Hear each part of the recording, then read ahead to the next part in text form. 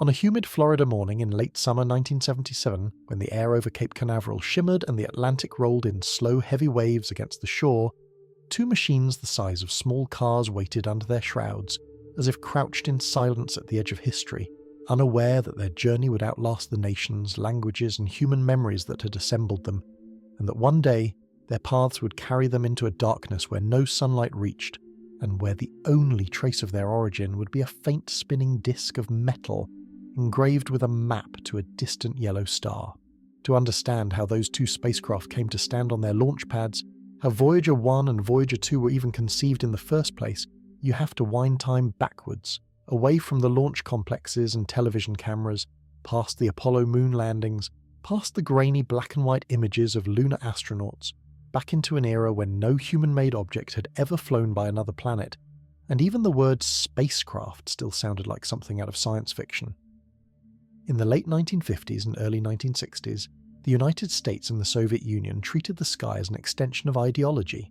firing metal spheres and capsules upward as proof of political systems rather than first steps toward a wider cosmic geography. And yet in the shadows of that rivalry, a quieter ambition began to take shape in the minds of a few engineers and astronomers who looked at tables of orbital mechanics and saw, not just competition, but a route outward through the solar system like stepping stones laid by gravity itself. At the Jet Propulsion Laboratory in Pasadena, California,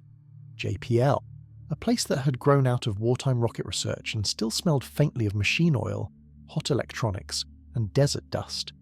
young engineers in short-sleeved shirts pored over printouts and hand-drawn plots, feeding early computers with numbers that described the motions of Jupiter and Saturn and the slower loops of Uranus and Neptune. And it was there, in 1964, that a quiet, methodical engineer named Gary Flandreau noticed something almost no one else had.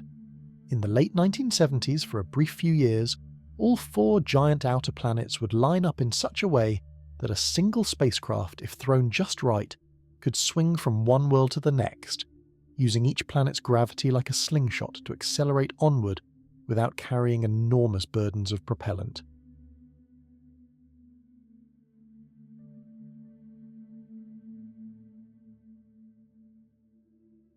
This Grand Tour, as it came to be called, evoked 19th century journeys through Europe, except that the destinations were Jovian storms and Saturnian rings, instead of cathedrals and opera houses. Flandreau's calculations showed that a spacecraft could leave Earth, dive past Jupiter, then bend its path towards Saturn, then on toward Uranus and Neptune in one deliriously efficient sequence, and the timing of that alignment was as unforgiving as a mechanical clock. Miss the window in the late 1970s and you would not see its like again for more than a century. Yet these elegant orbits existed only as ephemera on graph paper, while NASA wrestled with the realities of budgets, politics, and competing dreams. The 1960s had been consumed by Apollo's race to the moon, with its Saturn V rockets and swaggering deadlines, and planetary exploration was relegated to smaller, cheaper projects like the Mariners that skimmed by Venus and Mars, sending home the first crude, astonishing photographs of alien landscapes, pictures that showed craters and canyons but no canals, no jungles, no civilizations, encouraging some and disappointing others who still half hoped that Mars might harbour intelligent life. By the late 1960s, however, as it became clear that Apollo would deliver its promised moon landings, a handful of visionary scientists, planetary astronomers like Bruce Murray, James Van Allen and others, argued that the next great adventure should be outward toward the giant planets whose disks were teased by Earth-based telescopes but never resolved in detail. Their lobbying coincided with Flandreau's Grand Tour concept, and for a few heady months there were serious discussions of an ambitious fleet. 4 or more large spacecraft launched on Saturn V rockets, each one destined to roam for years among the outer giants, bristling with instruments and cameras superior to anything yet flown. History, though, rarely grants such grand designs without exacting a price. As the 1970s approached, the political climate shifted, Apollo funding dwindled, the Vietnam War drained resources and national patience, and the Office of Management and Budget grew wary of another expensive open-ended space project. So the original Grand Tour plan, with its Saturn V boosters and multiple spacecraft, simply proved too costly to survive the scrutiny of legislators who were already asking what tangible benefit the moon landings had delivered besides prestige.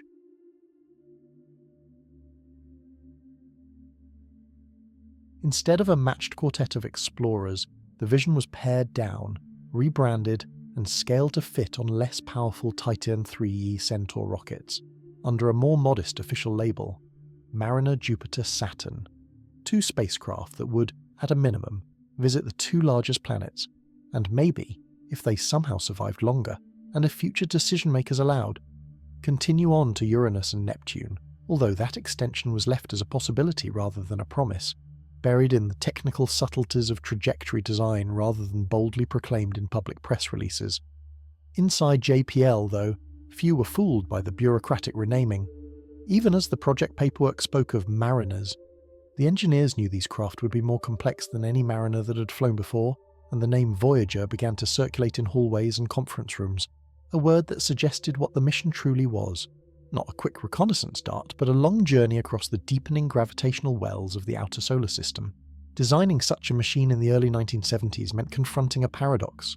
To survive for more than a decade in the frigid darkness beyond Mars, battered by radiation near Jupiter, and plunged into feeble sunlight where solar panels would be nearly useless, the spacecraft had to be robust, flexible, and semi-autonomous, yet it also had to be lightweight and built with electronics that were, by modern standards, primitive, limited in memory and processing power to an almost unimaginable degree. The main computer systems aboard each Voyager would have less memory than the simplest digital watch or novelty toy today, and their logic would run on sequences of commands stored on magnetic tape and in tiny core memories, yet they would be expected to diagnose their own faults, switch to redundant backup systems, rotate cameras, point high-gain antennas to an Earth that would shrink to the size of a star, and continue performing complex scientific operations for years without a single repair. Around the core bus, a 3-meter-wide dish antenna, the high-gain eye with which each Voyager would speak to Earth, engineers arranged a forest of booms and appendages. A 12-meter magnetometer boom to keep sensitive instruments far from the spacecraft's own magnetic fields, a scan platform carrying television cameras and spectrometers that could swivel independently, plasma detectors, cosmic ray telescopes, a photopolar. The power system itself told a stark truth about the mission. Sunlight would soon become too weak to harvest, so the spacecraft needed their own slow-burning nuclear hearths, and even those would fade with time as the plutonium decayed and the thermocouples aged, meaning that the mission design had to include a kind of unfolding triage, a sequence of planned instrument shutdowns decades into the future, when power levels would no longer support full operation, long after the people making those plans might be retired or gone. This demanded a mentality almost alien to the world of fast political cycles, a willingness to think in terms of 30, 40, even 50 years of operation for hardware that had not yet left the factory floor. Inside clean rooms at JPL and contractor facilities, technicians in white suits and face masks installed wire harnesses by hand, running bundles of colour-coded cable through aluminum frames, while seamstresses, many of them women who had honed their skills on aircraft or even parachute manufacture, stitched multi-layer insulation blankets of mylar and captain, layering golden and silver films that would protect electronics from the brutal cold of space. These thin, glinting sheets, wrinkled like the skin of some mechanical chrysalis, would become the most familiar visual signature of the Voyagers in countless later photographs and animations. There was, however, another object being assembled for each spacecraft, one that had nothing to do with plasma or magnetometers, and everything to do with a question that haunted many of the scientists and engineers. If these machines were destined to leave the solar system, skimming eventually into the vast interstellar dark, did that not make them ambassadors by default, emissaries that might, conceivably, someday be encountered by other intelligences, if such beings existed, and if they cared to notice a half-forgotten relic drifting among the stars? The idea of including a message for hypothetical extraterrestrials was not new. On the earlier Pioneer 10 and 11 missions launched to Jupiter in the early 1970s, a small gold anodized aluminum plaque had been bolted to each spacecraft, engraved with line drawings of a human man and woman, the outline of the spacecraft itself, and a strange diagram of pulsars that encoded the Sun's location in the galaxy, an artifact largely conceived by astronomer and popularizer Carl Sagan. whose flair for symbolic gestures matched his passion for rigorous science.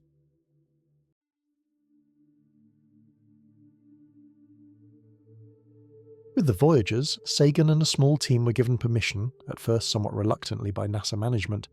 to expand that concept from a plaque to something richer, an actual recording that could store sounds and images, a kind of time capsule from Earth. The medium they chose was a 12-inch gold-plated copper phonograph record, a technology already familiar and robust,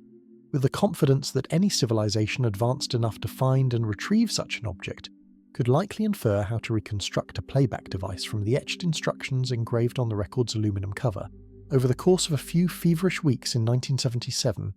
working in New York and Ithaca, and occasionally from payphones and late-night recording sessions, Sagan's team, Ann Druyan, Timothy Ferris, Linda Saltzman-Sagan, and others, selected and assembled content for what would be known as the Voyager Golden Record. 115 encoded images ranging from a page of Isaac Newton's Principia to photographs of a violin, a supermarket, children eating ice cream, and a woman licking an ice cream cone, along with diagrams of DNA, planetary orbits, and human anatomy. They added greetings spoken in 55 languages, from ancient Akkadian to modern Chinese, interspersed with sounds of wind, thunder, waves, and animal calls, the rhythmic pattern of a heartbeat, and a curated selection of music from around the world. Bach preludes, a Beethoven string quartet, a Navajo night chant, Bulgarian folk songs, a Japanese shakuhachi flute piece, Chuck Berry's Johnny B. Good, and more, each track chosen in the hope that together they might hint at the breadth of Earth's cultures and emotions. Hidden within that project was a detail rendered almost mythic in later retellings. During one recording session, Ann Druyan, recently engaged in intense conversations with Sagan about life, love, and the cosmos, underwent a brainwave and heart activity scan while thinking deliberately about their feelings for each other, generating a pattern of neural and cardiac data that was then encoded into the record as part of a track titled simply Brainwaves, so that the Voyagers, bearing objective instrumentation built to measure fields and particles, the cover of each record bore, etched into aluminum and then plated with gold, a minimalist diagrammatic message. A circle representing the record itself with a stylus positioned in the correct orientation, symbolic instructions showing that one rotation had a given time duration tied to the hyperfine transition of hydrogen, the most common element in the universe, a radial diagram of 14 pulsars with their characteristic frequencies coded as binary numbers, and the relative position of the Sun with respect to those pulsars, plus an outline of the solar system with the Voyager trajectory marked, so that any civilization adept at radio astronomy and basic physics could reconstruct not only the intended playback speed but also where, in both space and time, the record had originated. When the first completed golden record was finally mounted onto the side of Voyager 2's bus, protected by its aluminum cover and positioned like a strange shield along the spacecraft's body, the gesture felt both hopeful and faintly absurd to some inside NASA. A symbolic flourish bolted onto a mission whose formal objectives were to measure magnetospheres, atmospheres, and rings. Yet even the skeptics could not entirely ignore the sense that something quietly unprecedented was happening. For the first time, an artifact carrying a self-conscious introduction to Earth was being prepared not just for near-term exploration, but for a multi-million-year drift through interstellar space, outliving human languages, continents, and perhaps even species. As 1977 began, the spacecraft were in their final stages of integration.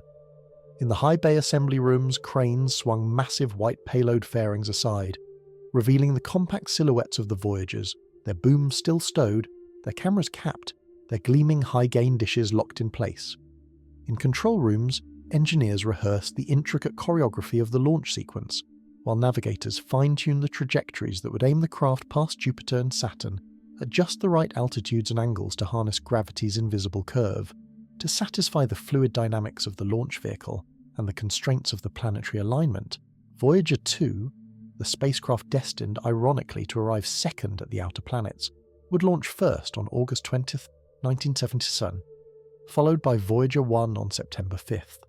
The numbering reflected not primacy in time but speed and path, since Voyager 1 would take a faster route to Jupiter and Saturn, arriving earlier and flying closer, and then would be flung out of the plane of the solar system on a trajectory that precluded further planetary encounters but maximised its eventual escape speed from the Sun's gravitational embrace.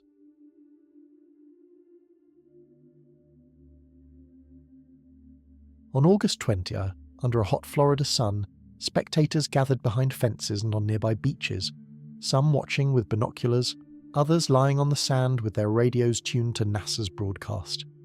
The Titan IIIe Centaur rocket on Pad 41 stood adorned with the payload fairing that concealed Voyager 2 in its nose, a column of pale propellant tanks and orange-brown insulation, clustered strap-on boosters, and a pointed tip that glinted faintly, while inside blockhouses and control rooms, countdown clocks ticked down through rehearsed milestones, fueling complete guidance system aligned, final weather checks, range safety arm. When ignition came, it was a sudden, brutal conversion of liquid chemicals into light and thunder. Flame gushed from the base of the rocket in a white-orange plume that carved its own short-lived cavity in the humid air, the massive structure beginning to rise with deceptive slowness, then gathering speed, the boosters hurling their exhaust downward in roiling waves of acoustic pressure that throbbed through the chests of onlookers miles away, while camera lenses trembled and seagulls wheeled in panicked arcs. Voyager 2, invisible beneath its shroud, felt the vibration as structural loads rippled through its frame, as though the spacecraft itself instinctively tensed against the violence of its birth. Within minutes, the first stage had done its work and fallen away, tumbling back toward the Atlantic while the Centaur upper stage lit to push the combined stack into a parking orbit, then reignited again over the Indian Ocean to accelerate the payload breakout from Earth's grasp entirely. Once the correct departure, velocity and direction were achieved, explosive bolts fired, springs pushed, and Voyager 2 separated from its booster, drifting gently away while its systems woke in carefully scripted sequence. Gyroscopes spun up, sun sensors scanned for the bright disk of the sun, thrusters fired brief sharp puffs to stabilize the attitude, and the telecommunications subsystem swung the high-gain antenna toward the distant speck of Earth. Across the void, the Deep Space Network, 3 complexes of giant radio dishes in California's Mojave Desert, near Madrid in Spain, and outside Canberra in Australia, primed their receivers and transmitters, listening for the faint time-delayed whisper that would announce Voyager 2's health. In Pasadena, in a darkened control room filled with monitors and green phosphor displays, flight control. Just over 2 weeks later, on September 5th, Voyager 1 followed, riding another Titan IIIe Centaur into a sky brushed by high cirrus clouds, the launch illuminated by late afternoon light that cast long shadows of the spectators and service towers. Again the roar, the ascent, the staging, and again the delicate dance of separation and first contact, this time with a slight hitch. Voyager 1's protective lens cover over its narrow-angle camera initially failed to jettison, a small-scale drama that engineers resolved with a carefully commanded series of maneuvers that eventually freed the stuck mechanism, reminding everyone that these missions, no matter how carefully planned, would never be entirely free of improvisation. During the early cruise phase, the Voyagers coasted outward along slightly different tracks, in an environment that, though technically still within the inner solar system, was already far beyond anything humans had personally experienced. At distances of tens of millions of miles, Earth and the Moon became a double point of light, while the Sun began to lose its overwhelming dominance over the sky, and the spacecraft relied on periodic trajectory correction maneuvers, small bursts from hydrazine thrusters guided by star trackers and gyros, to refine their aim toward carefully calculated aim points near Jupiter. The spacecraft's flight data systems, built around 3 primary computers that shared responsibilities and redundancy, managed these tasks with a combination of stored command sequences and real-time updates transmitted from Earth at painfully low data rates by modern standards. The command and control system decoded uplinked instructions and distributed them. The attitude and articulation control system maintained the orientation of the high-gain antenna and scan platform, and the flight data system packaged scientific measurements into digital formats, all within the constraints of tens of kilobytes of memory, and clock speeds measured in kilohertz rather than megahertz or gigahertz. Between 1977 and 1979, as the Voyagers crept outward through the asteroid belt and beyond, the Earth below them changed in ways that those machines would never know. In January 1977, as Voyager 2 was being checked out, Jimmy Carter was inaugurated as President of the United States, inheriting both the Cold War and the post-Watergate malaise. That same year saw new music on the radio, evolving cultural fashions, and the first hints of personal computing, yet in the control rooms and offices of JPL, the primary focus remained on the ephemerids of Jupiter's moons, the radiation belts discovered by Pioneer 10 and 11, and the still rudimentary maps of the Jovian system, which would soon be replaced by Voyager's sharply detailed imagery.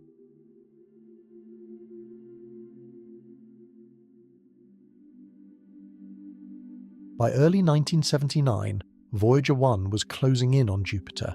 its trajectory carrying it slightly above the planet's equatorial plane to allow a sweeping view of the system.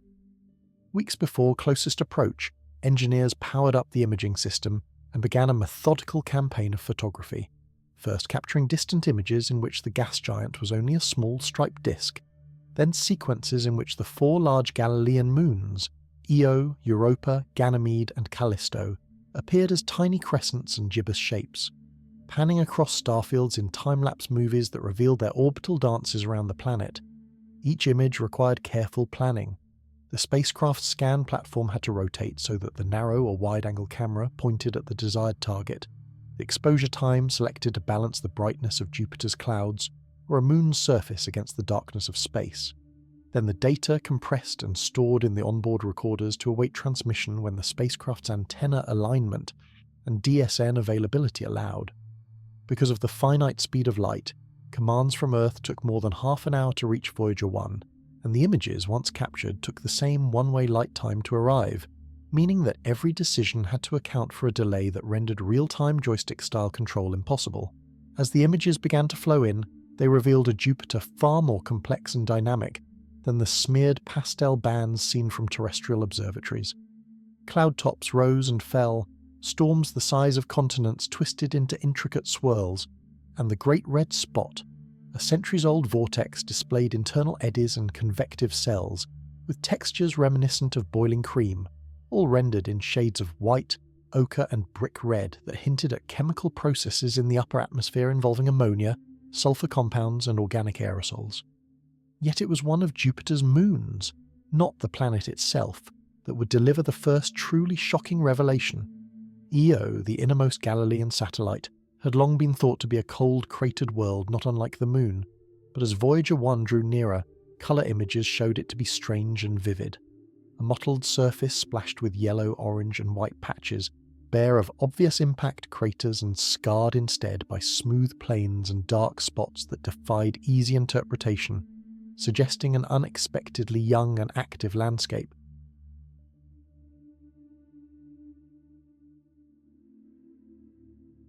A few days after Voyager 1's closest approach to Io in March 1979, as navigation images were being scrutinised and higher resolution frames were still being downlinked, navigation engineer Linda Morabito, analysing an image intended for astrometric purposes, noticed an odd circular feature extending beyond the limb of Io, a plume-shaped structure that rose high above the horizon. At first, she thought it must be an imaging artifact or some processing error, but repeated checking, along with the geometry of the shot, made it increasingly clear that this was a real phenomenon, a volcanic eruption, blasting material hundreds of kilometres into space. The recognition that Io was volcanically active, spewing sulfur and silicate material into surrounding space, sent a jolt through the scientific community. Not only did it reveal that tidal heating from Jupiter's gravitational pull could melt a moon's interior and drive vigorous geology, rewriting expectations for other satellites, but it also meant that Io was an ongoing source of plasma and particles for Jupiter's magnetosphere, contributing to a complex electromagnetic environment that Voyager's instruments were already sensing as oscillations, bursts of radio noise, and charged particle fluxes. Europa, the next moon, outward, posed an altogether different kind of mystery. Voyager images of Europa showed an almost unnervingly smooth surface, crisscrossed by long, dark lines that sometimes extended for thousands of kilometres, with very few large craters. Its albedo was high, suggesting freshwater ice, and the patterns of its cracks looked more like the fractures seen in sea ice on Earth than like the impact-scarred terrain of most airless bodies, hinting at the possibility of an underlying layer that could shift or flow. an early hint of the subsurface ocean, whose existence later missions would support with mounting evidence. Ganymede, the largest moon in the solar system, revealed a patchwork of older cratered regions and younger grooved terrains, while Callisto presented a battered ancient face, densely cratered and ringed by multi-ring impact basins such as Valhalla, their concentric ripples frozen in ice and rock.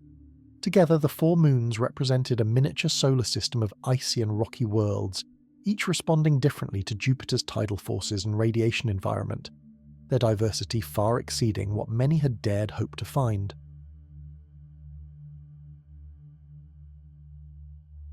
As Voyager 1 swooped past Jupiter's cloud tops at a distance of roughly 350,000 kilometers, its instruments measured intense radiation belts many times stronger than Earth's Van Allen belts,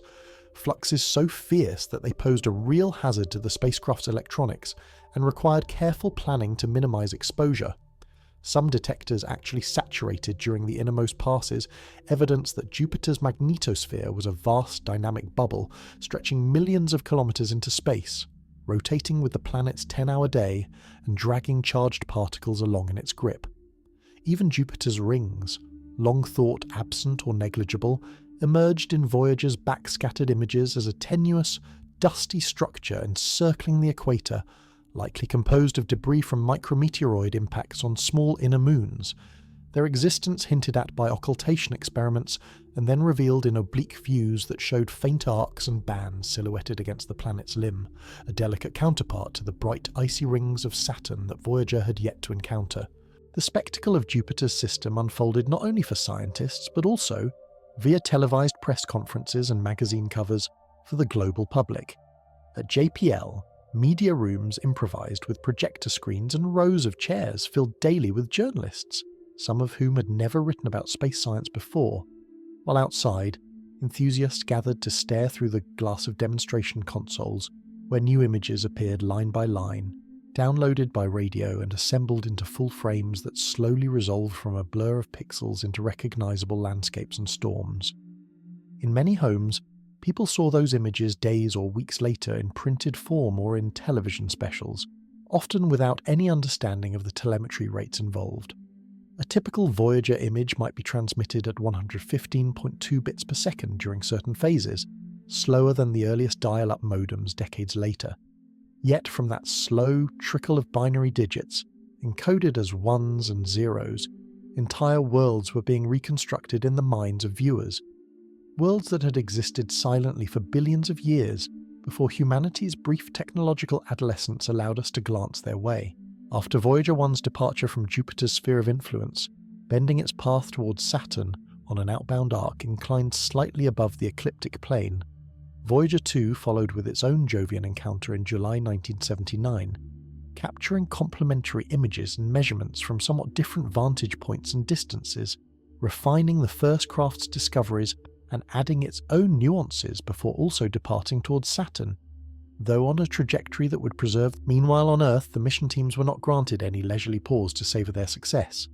The geometry of interplanetary flight meant that Saturn loomed just ahead in the cosmic schedule, and the time between Jovian and Saturnian encounters, about a year for Voyager 1 and 2 for Voyager 2, had to be used to reprogram the spacecraft for their next suite of observations, recalibrate instruments, update star catalogues and pointing routines, and refine the targeting of flybys, especially for the moons and rings of Saturn that were, at that point, only partially understood from telescopic observations and the earlier Pioneer 11 flyby. In the months after Jupiter, the walls of JPL's mission planning rooms filled with fresh charts, not of swirling Jovian clouds anymore, but of Saturn's orbit, the geometry of moon encounters, and the shadowed lanes of its rings. Pioneer 11 had already swooped past Saturn in 1979, giving humanity its very first close views, yet its brief, low-resolution reconnaissance had also raised more questions than it answered. Hints of strange radial spokes in the rings, mystery about the true thickness and structure of those ice bands, and only the roughest data on Titan's suffocatingly thick atmosphere. All of which meant that the Voyagers would not simply be taking pretty pictures, but would be asked to untangle a gravitationally crowded, dynamically rich system where almost every target demanded time, pointing, and bandwidth. Inside the navigation and mission design section, engineers pinned up sheets showing possible tour sequences through the Saturnian system, each one a delicate compromise between science priorities and orbital mechanics. One path might skim close to Titan for atmospheric data, but then fling the spacecraft onto a trajectory that missed the slender opportunity window for Uranus years later, while another might place a premium on grazing the ring's edge, sacrificing a tight Titan pass and thereby leaving some atmospheric mysteries unresolved. The trade studies resembled three-dimensional chess played across millions of kilometers, with each moon encounter subtly twisting the outgoing path like a fingertip nudging a spinning coin. The stakes were especially high for Voyager 1, whose Saturn encounter would effectively decide its fate. A close enough pass by Titan could tilt the spacecraft's trajectory steeply upward out of the plane of the solar system, terminating any chance of future planetary flybys but giving an unparalleled look at the largest moon and the only one known to possess a dense, nitrogen-rich atmosphere. NASA's Science Steering Group, weighing the outer planets against Titan's unique appeal, debated in sessions that sometimes stretched late into the night, driven by the knowledge that no replacement mission to Saturn was yet approved, and that choosing to forgo Titan now might leave them. Ultimately, science and a certain boldness prevailed. The consensus coalesced around the so-called Titan escape trajectory for Voyager 1, accepting that it would become a kind of sacrificial scout, tasked with a once-only close inspection of Titan and a detailed survey of Saturn's rings and inner environment, then sent on a path out of the ecliptic. Voyager 2, travelling a bit slower and on a slightly more equatorial path, would assume the role of continuing courier, its Saturn flyby carefully tuned to carry it onward to Uranus, and, if international politics and spacecraft health allowed, all the way to Neptune. As this strategic decision rippled through planning documents, other, more practical preparations continued. Software engineers wrote and tested new command sequences that would be uploaded to the spacecraft over many months, reconfiguring them for the starkly different viewing geometries at Saturn compared with Jupiter, new star reference catalogues for attitude control, new pointing patterns to track ring occultations of distant stars, revised fault protection thresholds calibrated for Saturn's different radiation environment, and novel routines that would allow the scan platform to execute complex mosaics of the rings at oblique angles without causing unacceptable vibration. By mid-1980, Voyager 1 had passed beyond the orbit of Jupiter's Trojan asteroids and was already sensing the subtle gravitational tug of Saturn, its instruments periodically powered up for calibration scans that also provided tantalizing early looks at the distant ringed planet. In those first long-range images, Saturn was simply a small, slightly oblate disk with a barely resolved ring. Yet even from that distance, careful photometry and colour analysis sharpened estimates of its atmospheric composition and cloud layering, setting expectations for the storm bands, hazes and vortices that would fill the field of view during the intense weeks around closest approach. The climax came in November 1980, when Voyager 1 swept into the Saturnian system from below, the ring plane, its trajectory orchestrated to provide a unique perspective as it crossed the shadowed underside of the rings and then arced up and over, giving a multi-angled, almost cinematic tour of the giant planet's most iconic feature. Imaging sequences revealed the broad A and B rings, the weaker C ring closer in, and the razor-thin F ring just beyond the main system, a narrow, twisted filament of icy particles that appeared to be shepherded and perturbed by the small moons Prometheus and Pandora. This was not planetary ornamentation but a complex dynamic disk, where resonances with moons sculpted sharp edges and gaps, Cassini division, Inky gap, others yet unnamed, while embedded moonlets and wakes manifested as patterns that moved and evolved over hours and days, recorded by Voyager as flickers of brightness and shadow in high phase angle views. Then there were the spokes, ephemeral, radial streaks that rotated with the rings but did not move like solid material. Dark and sometimes slightly bluish features that appeared and vanished over timescales of hours, most visible in backlit geometries. Analysis suggested that these spokes were likely composed of fine dust levitated above the ring plane by electrostatic forces tied to Saturn's magnetic field as it rotated, an interplay of plasma and grain charging that hinted at subtle electromagnetic weather in the most unlikely of places, a debris disk of ice fragments only tens of meters thick in many regions. Saturn's atmosphere, viewed in filtered light, disclosed equatorial bands and zones, similar in broad pattern to Jupiter's, but more subdued in colour, with a creamy yellow base overlain by high-altitude hazes. Voyager's spectrometers detected methane, ammonia, and minor hydrocarbons, while infrared instruments mapped temperature variations with latitude and altitude, showing how heat leaked from the planet's interior to drive the winds, and how the interplay of sunlight and internal heat shaped the vertical structure of the cloud decks, giving rise to jets and occasional storms that would have dwarfed terrestrial hurricanes, yet looked, in wide-angle frames, like tiny white spots. Among the entourage of moons, Titan was the undeniable centerpiece of Voyager 1's Saturn encounter. As the spacecraft approached the hazy moon in November 1980, the mission team knew they had only one pass at close range, with a flyby altitude chosen to satisfy both scientific goals and the need to bend the subsequent trajectory out of the ecliptic. The imaging team readied their cameras in the hope of glimpsing surface details through breaks in the haze, while radio scientists prepared for an occultation experiment that would send a carrier signal from Voyager through Titan's atmosphere to Earth, measuring how it was bent and absorbed.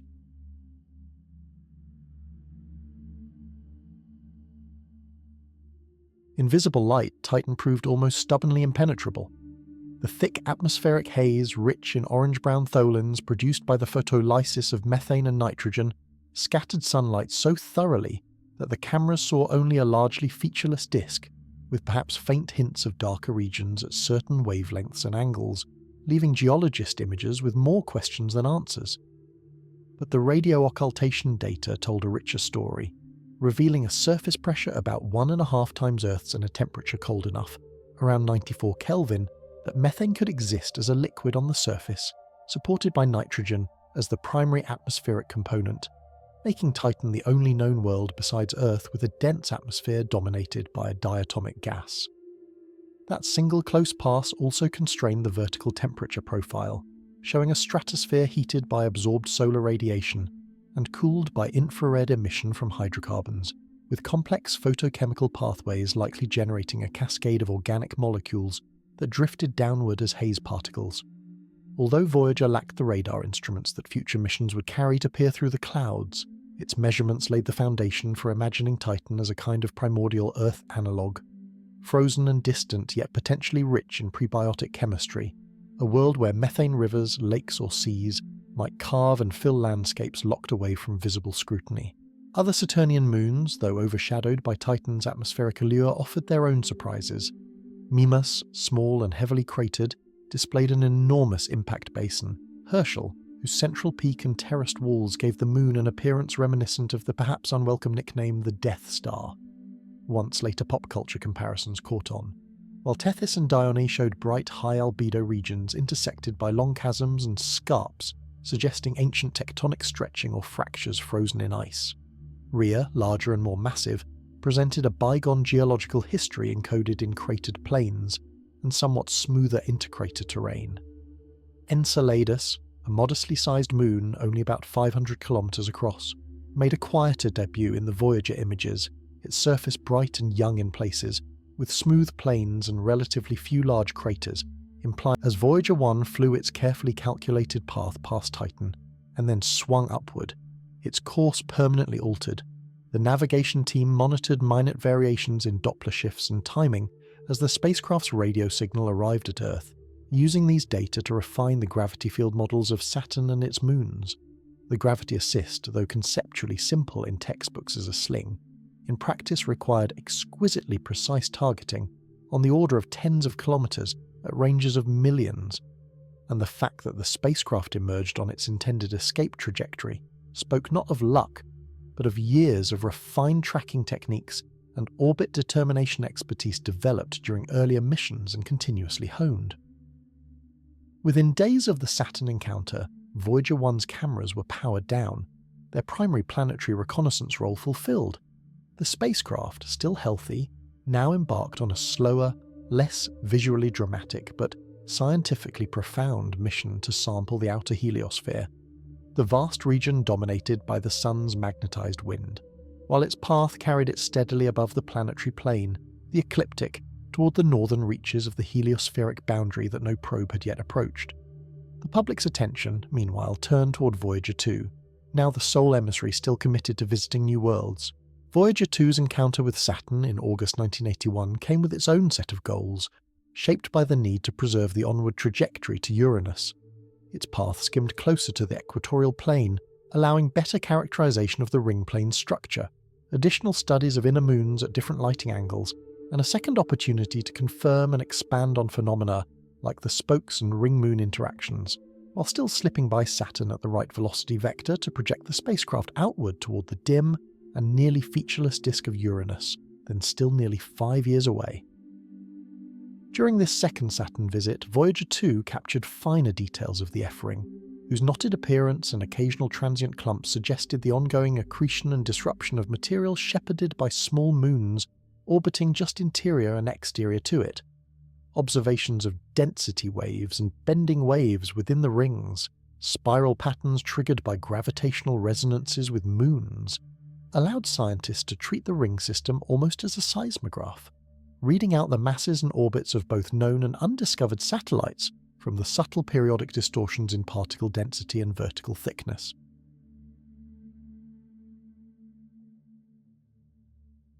After the Saturn flyby, controllers uploaded reprogramming sequences to optimize Voyager 2 for the long cruise to Uranus.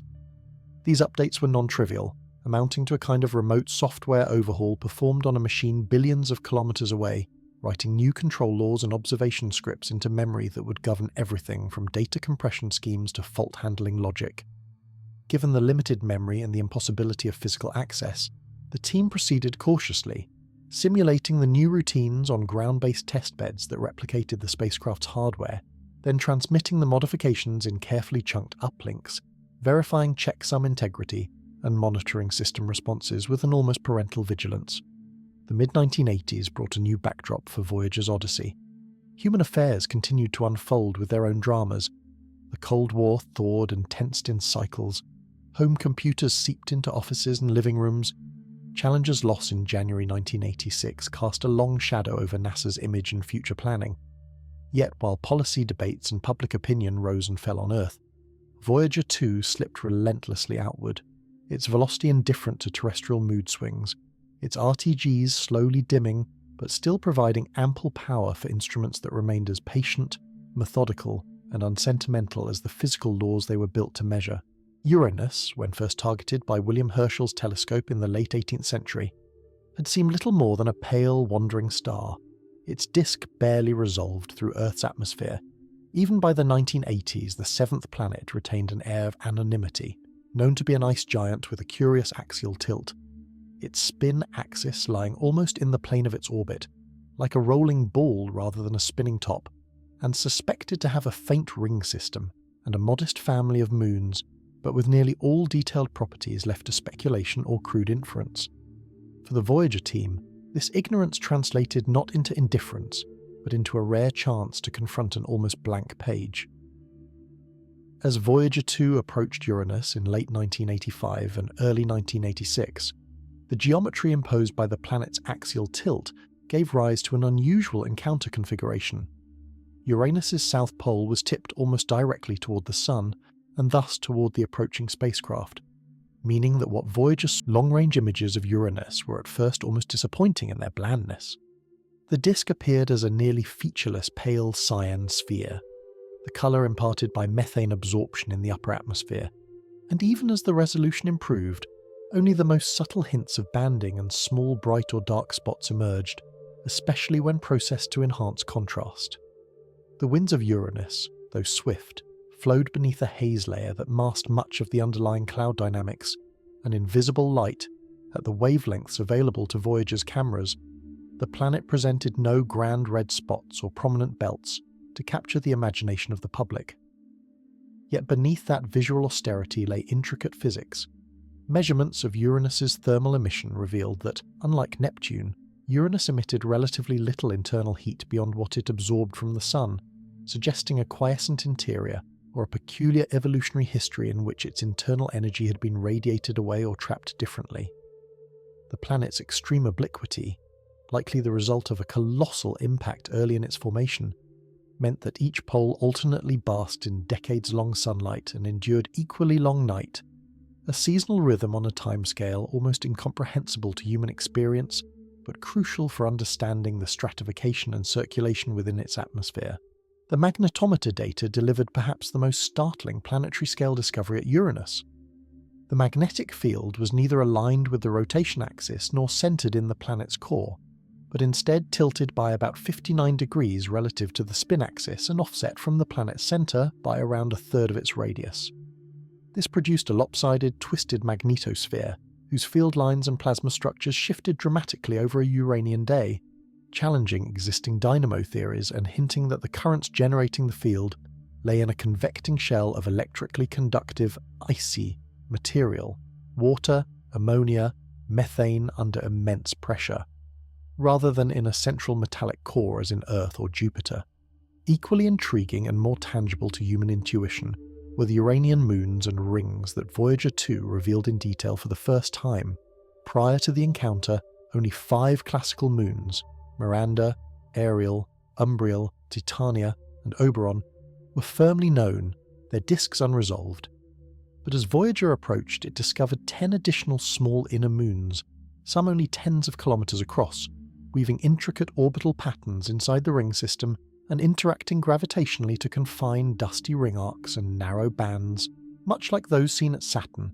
albeit in a much darker, more charcoal. Miranda, the innermost of the large moons, emerged as the true geological marvel of the Uranian system. Voyager's images of Miranda showed a bizarre patchwork of terrains, some heavily cratered and ancient, others smooth and sparsely cratered, intersected by enormous fault canyons up to 20 kilometers deep and curving, chevron-like ridges known as corona that seemed to defy simple explanations. Some scientists suggested that Miranda might have been shattered by a massive impact and then partially reassembled by gravity, while others argued that internal upwelling and tectonic stresses could have reshaped the crust into its Frankenstein mosaic. But in either case, the data made clear that even a small moon could host disproportionately spectacular geology under the right combinations of composition and tidal forcing. Ariel and Titania showed signs of extensive past activity as well. Long, bright canyons, possible cryovolcanic flows where relatively clean ice had welled up and spread across older surfaces, and complex networks of fractures implying that internal processes had once flexed and cracked their icy shells, while Umbriel and Oberon appeared darker and more heavily cratered, bearing quieter, older surfaces that nonetheless contained subtle basins and colour variations hinting at buried histories. By comparing the relative abundance of craters and the morphological styles across these moons, planetary geologists could begin to sketch a timeline of thermal evolution within the Uranian system, mapping where tidal heating and radiogenic decay had been strongest and most prolonged. The rings of Uranus, discovered in occultation data from Earth in 1977, took on concrete form in Voyager's images.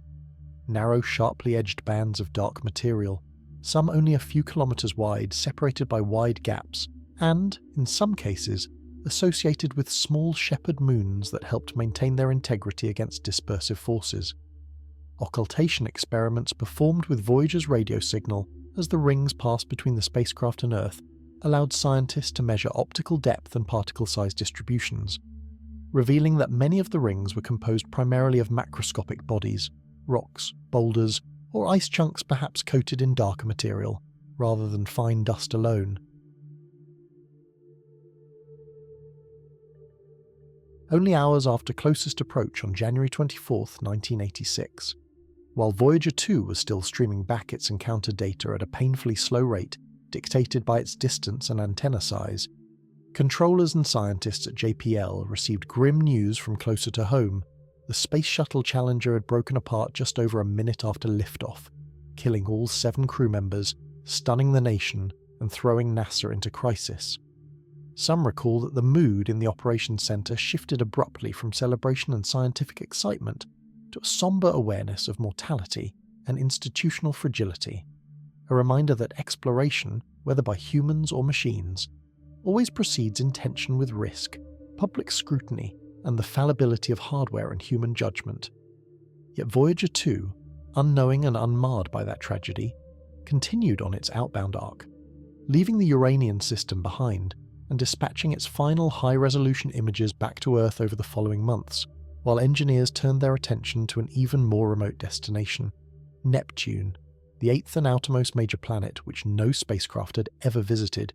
and which, by the late 1980s, remained a smudged turquoise point in the finest Earth-based telescopes, known primarily for its mass, its orbital resonance with Pluto, and for the presence of a large retrograde moon, Triton, whose peculiar orbit strongly suggested a captured Kuiper Belt object rather than a moon formed in situ. The Neptune leg of Voyager 2's journey would be its last major planetary encounter, and the trajectory design carried an added constraint. By targeting a specific flyby geometry with Triton, the spacecraft could use the moon's gravity to bend its path over Neptune's north pole, emulating in miniature what Voyager 1 had done at Saturn, and thereby give researchers. As with Uranus, the first resolved images of Neptune showed a pale blue disk. But here the similarity ended. Unlike Uranus' placidity, Neptune's atmosphere revealed itself to be a stage for vigorous meteorology, with high contrast storm systems, including a prominent dark vortex later dubbed the Great Dark Spot, and bright high-altitude clouds that raced around the planet at supersonic speeds relative to the underlying rotation, all of which challenged expectations that solar distance alone dictated atmospheric dynamism. Despite receiving only a fraction of the sunlight that warms Jupiter and Saturn, Neptune radiated considerable internal heat, fueling zonal winds that reached some of the fastest velocities measured in the solar system. Close-up images of the Great Dark Spot showed a high-pressure system, in some ways analogous to Jupiter's famous red spot, but with its own unique morphology and surrounding wave structures. Nearby, a smaller dark oval and bright companion clouds suggested a rich spectrum of eddies and vortices, driven by the interplay of deep convection and planetary rotation, while spectral data revealed the presence of methane and other hydrocarbons in the upper atmosphere, overlaying a deeper layer of hydrogen and helium and perhaps even a mantle of water. Ammonia slush, at high pressures, though Voyager, lacking direct probes, could only infer interior structure from gravity and magnetic field measurements. Neptune's rings, suspected from previous stellar occultations, resolved into a system of faint dusty bands containing mysterious arcs, localized regions of higher particle density that persisted far longer than simple orbital mechanics would have allowed if they were unconfined. Voyager 2's imaging and subsequent dynamical modelling suggested that these arcs were stabilized by resonant interactions with small moons, particularly Galatea, whose gravitational influence corralled particles into semi-stable configurations, illuminating a subtle dance of resonance and confinement in a regime far sparser than the glorious ice rings of Saturn, but no less fascinating to those who saw in these dusty structures evidence of universal processes shaping circumplanetary and even circumstellar disks. Then there was Triton, the final major solid world the Voyagers would ever visit, and one of the most enigmatic. Approaching in late August 1989, Voyager 2 captured progressively sharper images of this large retrograde moon, revealing a surface with few obvious impact craters, but plenty of bright and dark patches in a palette of pale pinks and whites, overlying a body almost as large as Pluto and presumably composed of a mixture of rock and volatile ices. The close flyby, at just under 40,000 kilometers above the surface, transformed Triton from a distant curiosity into a geologically active world. Images revealed vast smooth plains with polygonal patterns, suggesting convection or thermal contraction. Bands of dark deposits streaked across lighter terrain, and in some frames narrow dark geyser-like plumes, rising several kilometers high, and then carried downwind to form streaky fallout deposits, evidence of active cryovolcanism or sublimation-driven jets powered by sunlight penetrating translucent nitrogen ice and heating darker material below. These geysers, likely driven by the seasonal warming of Triton's polar cap,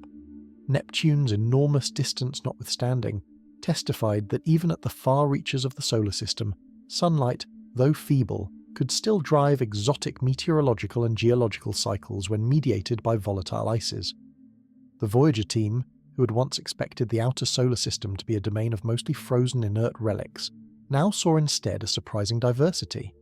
Io's sulphurous volcanoes, Titan's dynamic atmosphere, Uranian and Neptunian magnetospheres wildly tilted, Miranda's patchwork scars, Neptune's churning storms, and Triton's nitrogen geysers, a catalogue of activity that forced planetary scientists to revise almost every pre-Voyager assumption they had held. The data volume from the Neptune-Triton encounter, though limited by bandwidth and the spacecraft's aging tape recorders, was immense in scientific richness, and for months after the August 25, 1989 closest approach, new findings continued to emerge from intensive analysis sessions, even as Voyager 2 itself sped outward on a new course, its gravitational tango with Triton sending it on a trajectory inclined out of the ecliptic in the opposite sense of Voyager 1, so that both spacecraft now moved toward the outer boundaries of the heliosphere, one above and one below the planetary plane, like two compass needles diverging into the galaxy's magnetic murk. With the last planetary encounter behind them, the Voyagers entered a phase that, while less telegenic than gleaming world portraits, was in some ways even more audacious. The interstellar mission, an open-ended venture to push on both Voyagers, the three RTGs, each once capable of producing around 160 watts of electrical power, had begun a slow, predictable decline as the plutonium-238 fuel decayed and the thermocouples degraded.